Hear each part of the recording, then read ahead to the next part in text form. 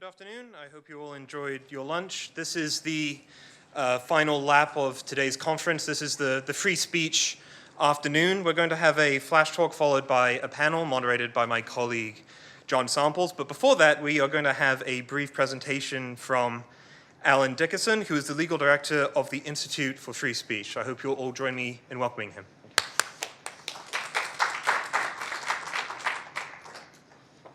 Well, thank you very much. It's always a privilege to be at the Cato Institute, and I applaud their wisdom in giving a lawyer exactly 15 minutes to get to the point.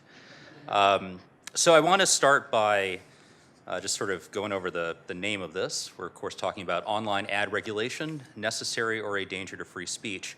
And I wanted to keep you all in a certain amount of tension about how I was going to come out on that issue. But I see that you've been handed a one-pager by my colleague Luke Wacob, entitled Regulating the Internet, a Dangerous Trend for Free Speech, which kind of gives away the game. So I want to very quickly talk about the pitfalls from a free speech perspective of online regulation, but in a very narrow part of the massive market that we've been talking about today. And that is specifically in the area of paid political advertisements. And I'm hoping that at the end of the next, I probably have 14 minutes left now, you'll come away with a sense of some general thoughts, a little bit of insight into what legislative proposals look like right now, and appreciation for two specific points. One being that this is very technical stuff, and that in particular, efforts to analogize to the ways in which we regulate political speech in broadcast or radio or those sort of contexts is somewhat inapt. And secondly, that because political speech is such a small slice of this overall enormous market, that the dangers of chill by means of government regulation are perhaps somewhat higher than you might expect. So I stole this picture from NetChoice, and I want to give them credit for it because there's absolutely no way I could have put this together. But this is a sense of the ecosystem that exists for the purchasing of ads online. And I mention it for a few reasons. One, I encourage you to go back to the source and look at it because there's obviously a ton of tiny little pieces there. But what you're going to see here is that this is not the situation you would have in, you go down to your local TV station, you purchase your political ad, and then they run it in a particular time slot. This is a highly complex market where the one-to-one correlation between the purchaser of the ad and the eventual platform putting the ad out to a final consumer is not necessarily linear and it's not necessarily clear. And that's important for a few reasons. One is because it's difficult to, again, apply that sort of linear model of you've got a candidate or you've got a nonprofit or someone else who wants to speak to a particular consumer in a particular geographic area. They purchase the ad, good to go, easy record keeping. It's not like that. It's highly complex. And secondly, it's that we also have a change in how ads work. And there's a lot of people in the room who could talk about this better than I could. But for instance, in the way we regulate political ads generally, you'll have things that are geared towards the broadcast space. But the range of potential ads are much larger here. I mean, how do you adopt an on publication disclaimer, which may be required, those stand by your ad type provisions, in an ad that's designed to fit on an Apple Watch? The range of potential time is very different in the sense that you have, instead of just your standard 15 and 30-second ads that you might get on a cable station, you have 6-second ads and you have 90-second ads and you have 90-minute ads. So the range of potential products that a regulator has to adapt regulation to is quite a bit larger and, as importantly, changing constantly. So what does all this mean for free speech? I've got a couple just general thoughts here. The first is that the instinct to regulate at choke points has particular dangers. Again, go back to the broadcast analogy. There are obvious places there where you want to regulate. You want to regulate at the point of sale, when the person's coming into the broadcast station and that broadcast station is accepting the money, putting the ad out, and keeping whatever records are required.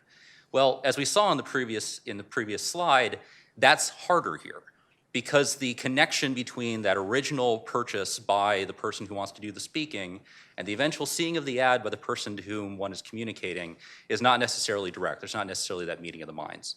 And so there's a real danger of chill there because the costs can get out of hand really quickly. Second is that if you treat an ad as though it were a TV ad, you're eliminating all of those products that don't necessarily conform. The example I use here is again the stand by your ad provisions that exist in federal regulations. So if you take out a TV ad, you have to say things like I'm so and so and I approve this message, etc. Well, what do you do again about that Apple smartwatch little image? If you are literally barred by the law from running an ad that doesn't include something that is technically impossible in an internet context, you have essentially banned that form of advertisement. And I don't think that's necessarily intended in a regulatory regime, but it is a downstream effect that can happen.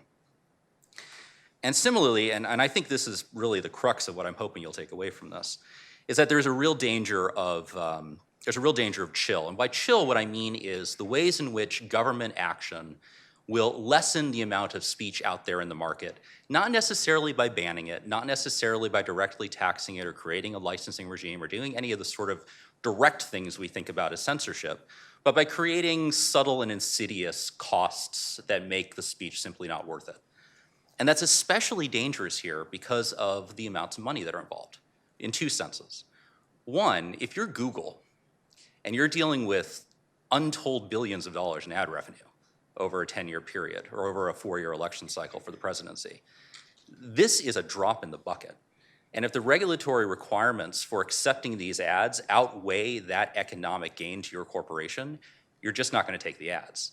And that's not a hypothetical. This has happened in at least 2 states where don't want to malign the wrong state, where Washington and Maryland both impose very substantial burdens, Maryland I'll talk about in a moment, that essentially made Google exit the market. And if Google decided not to sell political ads in those 2 states because of the regulatory burdens. And if Google isn't in a position to shoulder the regulatory burdens, again, as we'll see, you're essentially wiping out an entire way of communicating between whether it's politicians or parties or advocacy groups and the American public. That's precisely the sort of chill that those of us who are First Amendment types worry about. So I'm going to leave that and go on to the big elephant in the room, or I suppose the bear in the room. A lot of the instincts for regulating come out of, I think, a fear about untoward influence of one form or another. Right now, that is Russia or other national security, shall we say, adversaries.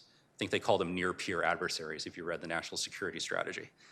I think that there's a couple points to be made here. I mean, one is that if you're talking about the national security or intelligence apparatus of a major international power, we can wonder whether disclosure regimes enforced by the Federal Election Commission's ability to civilly sue you or the ability of a Maryland electoral regulator to require particular disclaimers on ads is going to be a particularly effective deterrent. My own view is that if you want to stop Russia from influencing our elections, you stop them from doing that the same way you stop them from doing anything else. You use the national security apparatus, you sanction them, you engage in intelligence operations, you build up military deterrence in a way that makes it no longer worthwhile.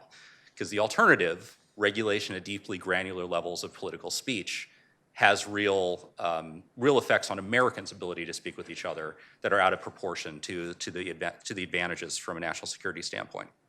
So here are a couple things that people talk about. One, requiring that ads that talk about public affairs or elections are paid for in United States dollars. I'm going to pretty much gloss over that one because it is possible to change rubles into dollars, and I feel fairly certain that the intelligence apparatus of the Russian Federation is aware of how to do that. Micro-targeting, I think, is a harder one. This is, the idea that you would regulate based on who's going to eventually see the ad. I think the concern here is that a lot of the activity that you're talking about here is not necessarily paid ads. It is things that are organic activity that's point out not necessarily vote for or vote against this candidate, but stuff about issues of public affairs. A lot of what Russia did in the last election was not paid advertisements. A lot of it was directed at Black Lives Matter issues or other, shall we say, pressure points in the current debate within the American Republic on how we want to govern ourselves. And I think there's a danger, potentially, in regulation that forces the creation of databases and regulatory agency approaches that by necessity would require the building of specific capacity directed at those interest groups, figuring out who belongs to them, figuring out who's being targeted in that way. I'm not sure those are lists that some of us who care about civil rights want necessarily existing. So, and then extensive donor disclosure and other sorts of disclosure requirements, which I'd like to talk about in a specific context. So Maryland, I think I mentioned this earlier, this is one of the things that caused Google to exit the market, at least temporarily, passed a law that did all the things that I was just talking about. It required that ads be purchased in US currency. It broadly regulated internet speech, not just on the basis of political advocacy in a candidate sense, but also anything that was related to a candidate or a ballot measure. Speech which the Supreme Court in another context has called unconstitutionally vague. And it also required, and this is I think the real kicker here, very substantial burdens in terms of record keeping and disclosure. In particular, that those who were selling internet ads had to keep a file, a public file of who was purchasing it, who was seeing it, how much was being paid, very granular information on each transaction. What ended up happening was that there was a lawsuit by the Washington Post and a number of other entities, which obviously have internet ads and put them on their websites. And what they said was a couple things, and one of them is, again, these burdens that I'm talking about, the fact that they want to be able to accept this revenue, but the burdens that were being imposed were so costly in real terms that they essentially buried whatever margin there might be in accepting that speech. And the legal argument was essentially that it is one thing to go to the party or the PAC or the nonprofit or the whomever, the individual, and say, if you want to come in and talk to Americans in this way, you've got to keep certain records or file certain things. It's another thing to go to the Washington Post and say, you as the intermediary have to keep all this information. And what a district court said in Maryland was, because that is compelled speech by the Washington Post, because it imposes these type of indirect burdens on someone who's not actually doing the speaking, it's subject to strict scrutiny and it fails. So you see again an attempt to essentially create doctrine about how we deal with what's essentially an economics problem. The problem of, if you're posing, again, costs through a regulatory function, that's going to swamp this very small amount of the overall ad budget of big organizations. They're simply going to refuse to accept those type of ads. And I am running out of time, so I want to make you all aware that this is not the only attempt along these lines. Congress, and in particular the House of Representatives, is considering very similar regulatory burdens in the federal context. In particular, again, currency restrictions, requirements that online platforms keep precisely the same sort of granular information that broadcasters are required to, despite, again, the differences between the model of advertisements in the broadcast versus the internet space, and regardless of the very important marginal differences in cost, both in terms of the revenue that's coming in for any particular ad and the costs and burdens of record keeping for that particular ad and how different they are in those two circumstances. So that's currently pending in the Congress. And I want to conclude in my last 1 minute and 47 seconds by giving you all a sense of how this all plays out. There's always been a real tension in the regulation of political speech in terms of how do we determine what is political, and this is what I do all day. There's 50 years of Supreme Court precedent about how you draw these lines, and there's a lot of disagreement, good faith disagreement among smart people about what should be in that bucket and what should be out. And the traditional way of doing it is to say, no, there has to be some connection between the speech and a particular election or a particular outcome of an election. And that forms a sort of nexus where the government has an interest, where it can go in and require this sort of transparency that we'd usually be a little bit concerned about in another context. But what's increasingly happened is that that's hard. Figuring out whether someone's saying vote for or vote against a candidate, that's difficult to tell in any particular ad. And I could tell all of you stories at the reception about some of the cases I've litigated with very, very strange examples of whether an ad was in or out. But H.R. 1 does this on the sole basis of whether or not you name a candidate. You don't have to name them in the context of X or Y, 35 seconds. But whether or not you've got, whether or not you have in fact simply mentioned one. So I have 3 ads I'm going to show you in the 25 seconds remaining to me. This is one from from MedPage Today, which is an online provider of continuing medical education. And it talks about a speech that's going to be given by a particular woman. But because it talks about Donald J. Trump's plan to fix a particular issue as part of this educational program, this is going to be treated as a political ad. Similar here. You've got a Seattle Times article that happens to be sponsored. This is a straight news article, but because it mentions Alexandria Ocasio-Cortez, it's treated as a political ad. And finally, and I'm 9 seconds over, this is a commercial ad for training to get approval for a concealed carry permit. And again, because a member of Congress is mentioned, in this case Nancy Pelosi, it's treated as a campaign ad. So the worry, again, is that these costs will not be commensurate to the burdens or advantages of taking the ads in the first place, and you'll end up chilling a lot of political speech unintentionally. Thank you very much.